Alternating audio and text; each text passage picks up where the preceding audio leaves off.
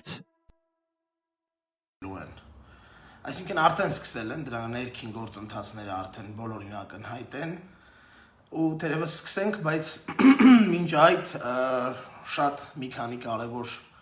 արձանագրումներ անենք, նոր սկսենք խոսել սրանից։ Նախ եկեք ֆիքսենք մի պարզ բան։ Այս պահի դրությամբ ուրեմն Հայաստանում տեղի է ունենում իշխանափոխության գործընթաց։ Արդեն երկար ժամանակ է, մոտավորապես այս ամսվա սկզբից երկրում սկսել է սողացող իշխանափոխության գործընթաց։ Սրա մասին երևի բոլորդ կամ շատ եք ուզել պատկերացրել եք, կամ շատերդ լսել եք ձեր ծանոթներից, կամ Նիկոլ Փաշինյանի լայվերից եք հասկացել դա, բայց ես ձեզ հիմա վստահեցնում եմ, Հայաստանում սկսվել է իրական իշխանափոխության գործընթաց։ Ներկայումս դուք բոլորդ ականատես եք լինում դրա պասիվ դրսևորումներին եւ ըստ էության մեր կազմակերպությունը եւ ես անձնապես այս գործընթացի ակտիվ մասնակիցն եմ եղել, այս իրավիճակը ստեղծելու ակտիվ մասնակիցն ենք եղել եւ գնալով շարունակելու ենք ավելի ընդգրկուն ներկայություն ունենալ այս ամեն ինչին։ Այնպես որ շատ կարևոր ժամանակներում եք ապրում, շատ կարևոր ժամանակներում ենք ապրում բոլորս ու ես այսօրվա լայվից սկսում եմ ընդհանրապես խոսել ավելի շատ ապագայի մասին, քննարկելով ներկայում առկա իրավիճակը ապագայի մասին ու դրա համար շատ կոնկրետ թեմաներ եմ վերցրել, մեկը հենց այսօր այդ թավիշ, անթավիշ, որովհետև հետո էլ է դա գալու, շատ շուտով հաջորդ իշխանություններից են մարդիկ պահանջելու կոպիտ միջոցառումներ եւ այլն, դրա համար ուզում եմ, որ մենք գոնե ընդհանուր կանոններում ունենանք կոնսենսուսներ, որովհետև այդ ընդհանուր կանոնները ըստ էության բոլորիս պետք են եւ լուրջ քաղաքական գործունեությամբ զբաղվող մարդիկ պետք է ունենան այդ ընդհանուր եզրերը ու ընդհանուր կոնսենսուսները։ Բայց սկսենք այսօրվա լայվից, Նիկոլը ինձանից առաջ ընկավ, երկար ժամանակ մի 4 Լավրովը հայտնի հայտարարությունն է արել, այդ հայտարարությունից հետո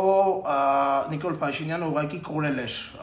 Facebook-յան on-line տիրույթից, կորել էր ամենաօնլայն վարչապետը ու թերևս այս տարիները Հայաստանում ոչ միայն պոպուլիզմի առումով կմնան բացառիկ, այլև կլինի աշխարհում on-line կառավարման ամենաուժեղ էմպիրիկ փորձը։ Կորել էր մեր on-line վարչապետը,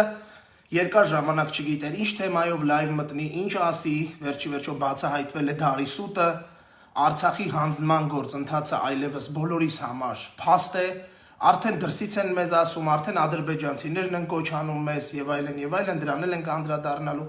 Ու Նիկոլը չկար, բայց այսօր նորից false start-ի մեջ բան արեց, հա,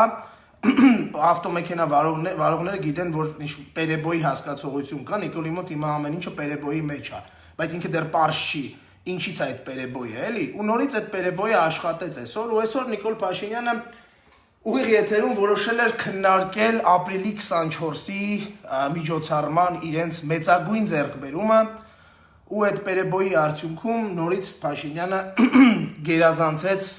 անգամ այս պահին կոնկրետ իմ բոլոր սպասելիքները։ Ինչ էր ասում այսօր Նիկոլ Փաշինյանը։ Այսօր Նիկոլ Փաշինյանը ասում էր, որ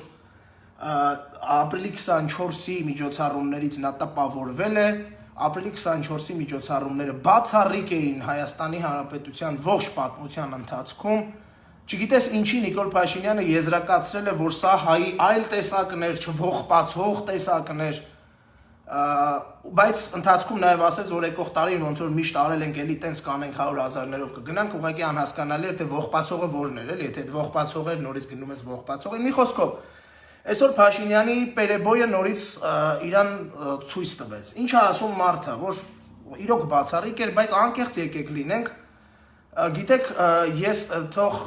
չարու նախանձ չթվամ, չնայած վաղուց չարու նախանձի պիտակով եմ ապրում Նիկոլի ֆեյքերի մոտ, բայց եկեք անկեղծ խոստովանեմ իմ զգացողությունը ապրիլի 24-ի միջոցառումներից, հա, ինչ էր իրականում, ինչա Նիկոլի համար գիտենք բոլորս, բացառիկ էր, աշխարհում չէր եղել նման բան, ողջ աշխարհը տեսավ ուրիշ Հայաստան, ուրիշ հայեր, չողբացող հայեր եւ այլն, բայց ինչ էր իրականում ապրիլի 24-ը, որը որ իմ կարծիքով ու իմ խորին համոզմամբ բացառապես ինչ-որ լուսային շոու էր, ինչ-որ լավ լուսային ստացած համադրություն, լույսերով ինչ-որ, չգիտեմ, կարելի էր օրինակ մի 50-60 հազար դոլար տալ, դա ստանալ ցանկացած միջոցառման համար, այդ ոգեկոչման այդ ողջ արարողության հիմքը դա էր եւ մյուս բանը, որը մեծ սուտ էր, դա այդ անուններն էր, որ գրվում էր ու իրենց ասելով այդտեղ 500,000 մարդ իր անունն էր գրել, այնինչ իրենց իսկ պատգամավորները, օրինակ Թագուհի Ղազարյանի գլխավորությամբ ցույց տվեցին, որ դա բնավ այդպես չէ եւ իրենք իրենց այդ ֆրակցիայով մարդը մի 1000 հոգու տեղ բան էին ուղարկել, անուններ էին ուղարկել տարբեր իրենց բարեկամների, իրենց հարազատների, այդ նույն տրամաբանությամբ կարելի էր այդ 1.5 միլիոն, 2 միլիոն նահատակների անուններն էլ դնել այդտեղ ու ավելի մեծ, ավելի փայլուն բան ստանալ, որ Փաշինյանը ավելի տպավորված կլիներ դրանից, բայց անկեղծ ասած ես այդտեղ որևէ լուրջ միջոցառում չտեսա, Անթարապես չհասկացա ինչի Նիկոլ Փաշինյանը առանց կառավարության էր գնացել այնտեղ, որտեղ եթե դուք կարողանում եք կառավարության նիստ անեք, կորոնավիրուսով պայմանավորված կապ չունի ձեր համար, ինչի՞ չեք կառավարությունով գնում, բայց ես այդտեղ պատասխանը գտել եմ, չէր գնում, չգնացին կառավարության, ողջ կառավարության կազմով այնտեղ, որովհետև Վեհապար Հայրապետը պետք է այդ ժամանակ Վեհապար Հայրապետի բացակայությունը կզռար ուղղակի ու Նիկոլը Վեհապար Հայրապետից խուսափելով պարզապես հերթական ստորությունը արեց եւ որոշեց առանձին գնալ ու նախարարներին էլ առանձին տանել, հետո այնտեղ մարզպետներին տանել, ինչ-որ թրեյլերներ նկարել, Արցախի դեսպանի անունը փոխանակ Արցախի դեսպան ասել, այլ ասեց Արցախի ներկայացուցիչ, ինչպես ադրբեջանցիներն են ուզում եւ ինչպես արդեն բոլորդ գիտեք բանակցությունները ըստ էության այդ շղարշը, որը որ Նիկոլը բոլորից խաբել էր, բացվել են, բոլորը գիտեն ինչ էր բանակցում Այսինքն ապրիլի 24-ի միջոցառումը դա մեծ ձախողում էր իրականում, լավ լուսային էֆեկտներով, բայց իրականում մեծ ձախողում էր նաև քաղաքական առումով։ Ինչու, որովհետև որևէ իրական արտաքին քաղաքական արձագանք ռեզոնանս չունեցավ ապրիլի 24-ը։ Ես անձամբ ման եմ եկել փորձել եմ գտնել մի քանի, այսպես ասած, ճակերտավոր, տես ձևական պրոտոկոլային ցավակցական հերագրեր եւ այլն եւ այլն եւ այլն։ Իրականում ասեմ ձեզ, Ռուսաստանի Դաշնության նախագահի կողմից ընդհանրապես որևէ բան չեղավ։ Սա արտառոց է։ Իրականում ապրիլի 24-ի նման ձախողված արարողություններ Հայաստանը երբևէ չի ունեցել։ Արտաքին որևէ ռեալ արձագանք այս ընթացքում մենք չենք ունեցել։ Այդ օրը սա առաջինն է, սա բացառիկ է իր սա վատագույն ապրիլի 24-ի հիշատակման ոգեկոչման արարողությունն է, որ երբևէ եղել է։ Ու Նիկոլը քանի որ ինքը երբեք չի ամենաշատը նախկիններին Նիկոլն է սիրում իր բանով որ նայում ենք նորից հիշեց իր ամենասիրած թեման այս լայվի ընթացքում ու սկսեց խոսել նախկիններից որ նախկինները կերել են սքի անվան տակ թալանել են ատկատներ են արել չգիտեմ մարդիկ են մի խոսքով գրփել են սրբել են չրփել են կերել են մի խոսքով սաղ կերել են բայց նորից դրանք անպատասխանատու բեզաչոտնիկի, քաղաքական բեզաչոտնիկի հերթական բաներն են եղել։ Լավ, եթե ինքեր կերել են, գրփել են, չրփել են, բայց կարողացել են 1.5 միլիոնի սրբադասել Հռոմի պապի գլխաբանով, պատարակով։ Եթե կարողացել են մի քանի տասնյակ երկրների նախագահներ բերել այդ ուտելով եւ այլնով, քո ասած, ուրեմն լավ են արել։ Ուրեմն նախկինները 10 անգամ ավելի պիտանի են եղել ապրիլի 24-ի արարողությունների համատեքստում, քան դու երբևէ եղել ես ու կլնես։ Քան դու երբևէ եղել ես ու կլնես, պարոն Փաշինյան, որովհետև դու ամուլ կառավարության ղեկավար ես։ Քո կառավարությանը անգամ միջազգային նմանատիպ կարևորագույն իրադարձության ժամանակ միջազգային որևէ լուրջ արձագանք չեղավ ապրիլի 24-ին։ Ու եթե նորից եմ կրկնում, նախկինները գրփել են, չրփել են, սրբել են, մարդակերությամբ են զբաղվել, չգիտեմ ինչ ասում ես, ենթադրենք տենց է։ Նախ ամեն ինչը պետքա բացահայտած լինեիր վաղուց ու պատժած լինեիր այդ նախկիններին, սա մեկ։ Եթե չես կարացել անես 2 տարվա մեջ, ուրեմն երբեք չես կարողանալու անել, սա երկուս։ Երրորդ, եթե անգամ այդպես է դու ամուլ իմպոտենտ կառավարություն ես, չես կարողանում այդքան հանցագործությունները, որ դու գիտես անձնապես պատժես, ատկատները բացահայտես։ Ուրեմն այդ ատկատներով մարդիկ ավելի լավ գործ են արել, քան դու։ Մաքսիմում այդ լուսային էֆեկտներն էր։ Մի հատ էլ վերջում մի շնորհակալություններ է հայտնում։ Մի շնորհակալությունների շքերթ է, մի շնորհակալ եմ կրթության եւ գիտության նախարարի տեղակալի Մորքուրի աղջկան, շնորհակալ եմ Հովանես, ինչան էր դա այն պոակի հովոն, ֆեյքերի հովոյից, շնորհակալ եմ Պարետից, շնորհակալ եմ Մարետից, պարոն Փաշինյան, լուրջ դուք ձեզ մեկու մեջ հայլու մեջ նայեք, իրոք այդ փորձերը շատ արեք, լայվից առաջ է փորձ արեք, ծիծաղելի վիճակում եք հայտնվում։ Սրա համար շնորհակալություն պետք է հայտնեք մաքսիմում այդ լույսերի բանը ապահովողին ու ձեր ֆրակցիային, որ մարդը հազար հատ նամակ էին գրել ձեզ։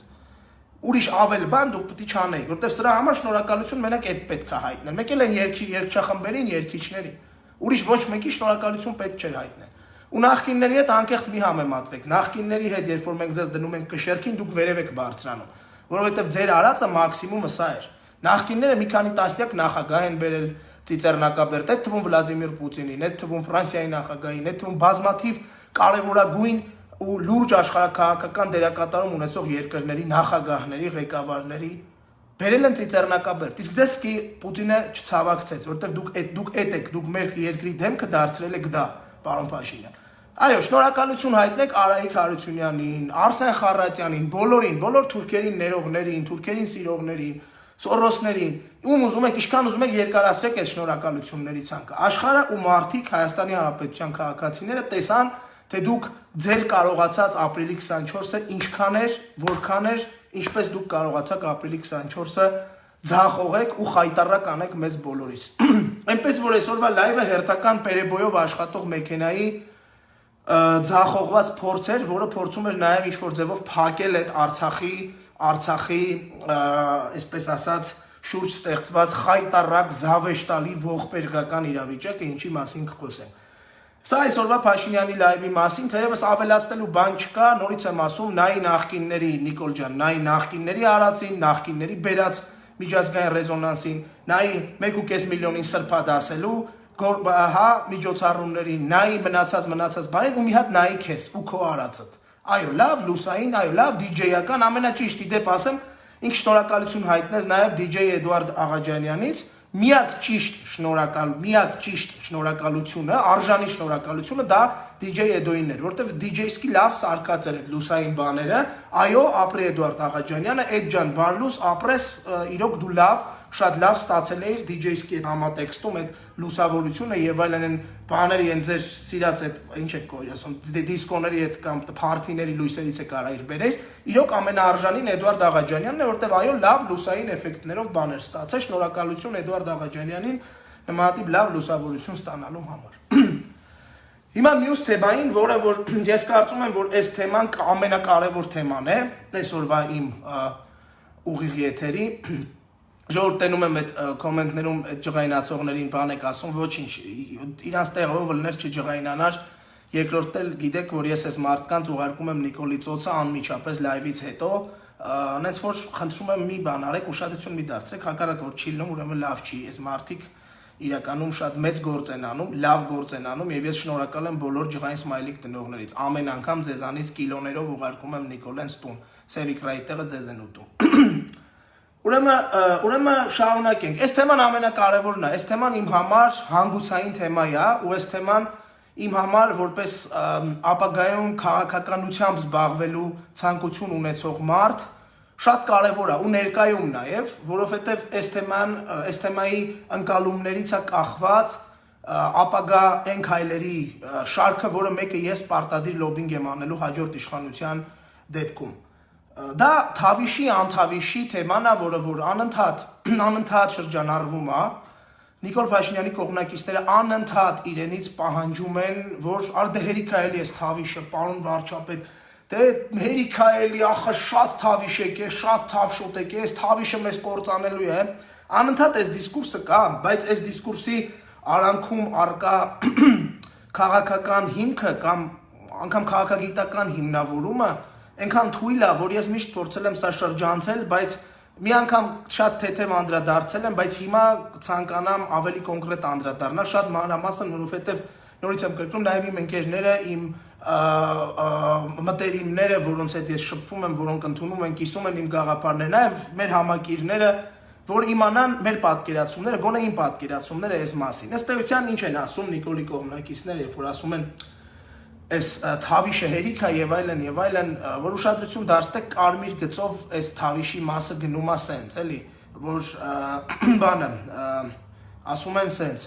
Արես շատ են էլի խոսում արա, հələ նայ նրանք են ինչ են, Սամսոնյան Նարեկ արա,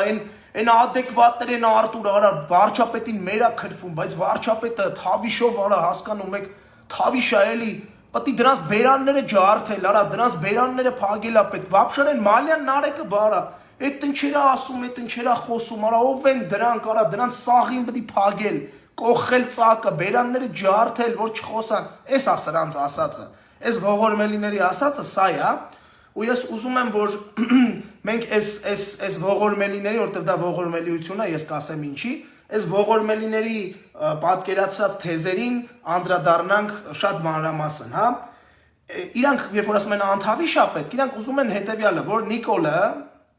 հրահանգի, օրինակի համար, չգիտեմ ում, հեսա քննարկենք ինչ կարա իրականում անի, օրինակի համար հրահանգի Լամպոչկին, Արման Սարգսյանին, ոստիկանապետին, որ Լամպոչկեն մարդ ուղարկի մեզ ծեծեն։ Կամ օրինակի համար, որ ինչ-որ պահպանակներ, գիտեք այդ պահպանակներին, են որ քֆուրի մր մարդ էին ծեծում, մեկ էլ մի անգամից ատկաս կայնեցին, Դանելյանը մի քիչ առաջ տվեց, սկսեցին փախնել։ Օրինակ տենց մարդիկ գան ու ինչ-որ մարդ ծեծեն պետության Նիկոլ Փաշինյանի թողտվությամբ։ Այս դրանց պահանջածը էսա։ Այն օրն էլ Վահե Տերմինասյան կա, մի տես բժիշկ կա, որը ժամանակին նախորդների օրոք գլուխը կախ, հեզիկ նազիկ, շատ խելոք, որպես համեստ ու ամաչկոտ տղա հաղորդում էր վարում շանթով, որ մտածում էր կողքով անցնելուց շատ տենց բան է, էլի, ասես բարև ձեզ բժիշկ, ինչպես եք, շատ կուլտուրական, շատ համեստ, բայց պարզվեց աբիժնիկա շարքային այդ տղեն, ու այդ տղեն էլ այն օրը գրել էր, այս թավիշն է սաղանում, այս թավիշը Փաստորեն այդ բժիշկն էլ է անթավիշ ուզում։ Հիմա հերթով այդ անթավիշ ուզողներին թավշյա անդրադարձ եմ կատարելու, ու սա թերևս վերջին թավշյա անդրադարձն է լինելու ձեզ։ Ուրեմն Նիկոլից այդ են ուզում այս հակաթավշիստները կամ անթավշյաները, անթավիշները, ինչպես ես իրենց ասում եմ։ Ուրեմն հարգելի անթավիշներ, Վահե Տերմինասյան, քո գլխավորությամբ քեզ եմ հիշում ամենահայտնի թավիշից տրտնջացողներից մեկն ես ու մնացած ովքեր այդ տղու նման Տենց միշտ մտել են, միշտ իրանք հարմար տեղում սենց նստած են եղել, երբ որ պետք է եղել, բայց սենց մի քիչ տեղ ես տվել, ջոգել ես, որ աբիժնիկ մեռնում են ու կյանքից են իրանք աբիժնիկ, էլի պատրաստ են վերջի կծերը անցնեն են, շոու բիզնեսից տենց ժողովուրդ կային, որ գնացին Ազոյան Հովո, այս բանը, այս կարգին Հայկոն եւ այլն։ Դրանց նման աբիժնիկ են կյանքից, էլի։ Հարգելի աբիժնիկներ, ուրեմն ես ձեզ որպես քաղաքագետ բացատրեմ, ինչ կարող է անել պետությունը ձեր ցանկությունների համար։ Ինչպես կարող է պետությունը հագուրդ տալ ձեր ցանկություններին կամ ինչու չի կարող կամ եթե կարող է ինչ կլինի դրանից հետո։ Հարգելի ժողովուրդ, հարգելի աբիժնիկներ, որոնք իշխանություններից պահանջում են մեր բերանները ջարդել, մեզ լռեցնել, քառատել, չգիտեմ, մասնատել, պիցան ձեռներիցս խլել, չգիտեմ որտեղ եք պիցա տեսել եւ այլն եւ այլն եւ այլն։ Ուրեմն պետությունը որպես այդպիսին, դուք լսել եք երևի, որ ունի ուժի կիրառման բացառիկ իրավունք, դուք ճիշտ եք լսել, կա նման բան, բայց պետությունը այդ հայտնի հանրային դաշինքով, որի հիման վրա Նիկոլ Փաշինյանը ստեղծել է իր կուսակցությունը, որն այդպես էլ այդ դաշինքի որևէ տարեր չպարունակեց իր մեջ, այսպիսի մի հետաքրքիր հատկություն ունի, էլի, պետությունը ուժի կիրառումը անում է, ապա քաղաքացիների այդ բացառիկ իրավունքն ունի եւ կարող է կիրառել բացառապես այն դեպքում, երբ որ խոսքը վերաբերում է ապօրինի հակասահմանադրական գործողություններին։ Եվ այդ ուժի կիրառումն էլ ունի իր նրբությունները։ Այսինքն չի կարող օրինակի համար վաղը մյուս օրը որևէ իշխանավոր գա ու գնդակահարի ենթադրենք, այնա նոր միացավ Դանելյան Արտուրին, որտեղ Դանելյան Արտուրի մորուքը մի քիչ երկար է, կամ մի քիչ ավելի լեն է, քան իրանք պատկերացնում են։ Կամ Դանելյան Արտուրը ասում է գործող իշխանությանը, կառավարությանը մեր է քրվում։ Չի կարա դրա համար մարդ գնդակահարի։ Որևէ պետություն, որևէ երկիր, պարոն Մելիքյան, խնդրում եմ, ուրեմն որևէ երկիր չի կարող ազատ խոսքի համար, քրեորեն չպատժելի խոսքի համար մարդուն գնդակահարել, ոչ թավշյա վերաբերմունք ցույց տալ, ծեծել, բռնել, դատել, ինչպես օրինակ ինձ ուզում են իմ խոսքի համար դատել։ Որևէ պետություն նման բան չի կարող անել։ Դա խոսք այդպիսի պետությունները ոչ ժողովրդավարական պետություններն են։ Բայց քանի որ ձեր հարգելի աբիժնիկներ, Գերագույն գլխավոր հրամանատարը ստի եւ կեղծիքի հիմնադիր հայրերից մեկը Նիկոլ Փաշինյանը երդվում է, որ մենք ժողովրդավարության բաստիոն ենք, նա դա չի կարող անել։ Նրանից դա մի պահանջեք։ Նա չի կարող դա անել։ Ինչու չի կարող անել։ Ասեմ ավելին, հիմա Նիկոլ Փաշինյանն ինչ է անում։ Ատելության խոսքը, բռնության խոսքը քրեականացնում է։ Ես հասկանում եմ, որ դուք չեք պատկերացնում ինչու է անում։ Այո, նա